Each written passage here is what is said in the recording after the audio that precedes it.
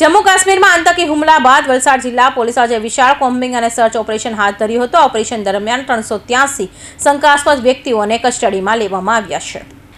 ગુજરાત પોલીસના ઘૂસણખોરોને પકડવા ઓપરેશનને પગલે વલસાડમાં પણ પોલીસ એક્શન મોડમાં આવી છે. વાપી રેલવે સ્ટેશન, અંબા માતા મંદિરે વિસ્તાર સહિત જિલ્લાના વિવિધ વિસ્તારોમાં આ ઓપરેશન હાથ ધરવામાં આવ્યું હતું. પોલીસે હોટલ, ગેસ્ટ હાઉસ, ચાલી રહેલ અને જીઆઈડીસી વિસ્તારના કંપનીઓમાં ચેકિંગ કર્યું હતું. શંકાસ્પદ વ્યક્તિઓની પ્રાથમિક પૂછપરછમાં તેમને રહેઠાણક, નોકરી અને જરૂરિયાત દસ્તાવેજો ચકાસણી કરવામાં આવી. વિઝા વગર રહેતા વિદેશી નાગરિકોની ઓળખી કાઢવા માટે કવાયત હાથ ધરવામાં આવી હતી. વલસાડ એસપી ડોક્ટર કરણરાજ વાઘેલાના માર્ગદર્શન હેઠળ એસએલપી અને એસઓજી સહિતની પોલીસ ટીમે વલસાડ, વાપી, पारडी, उमरगाम, धर्मपुर और कपरड़ा तालुका में ऑपरेशन हाथ धरी હતું.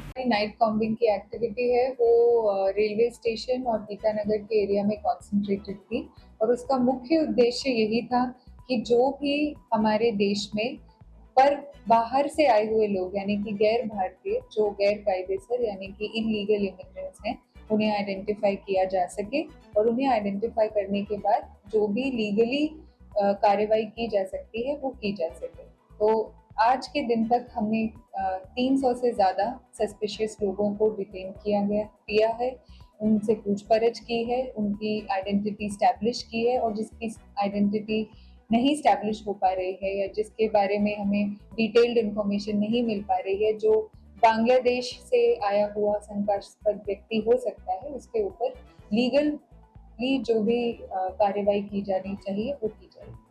ઘૂસણખોર અને શંકાસ્પદ વ્યક્તિઓની ઓળખ માટે પોલીસે ઔદ્યોગિક એકમો, ભંગારના ગોડાઉનો સંચાલકોને, ચાલી માલિકોને શંકાસ્પદ વિદેશી નાગરિકોની માહિતી આપવા જણાવ્યું છે. આગામી દિવસોમાં પણ ટેકનિકલ અને માનવ બાતમી તંત્રના આધારે આવી કાર્યવાહી ચાલુ રહેશે. કૌશિક પટેલનો report, Hind TV news, Surat.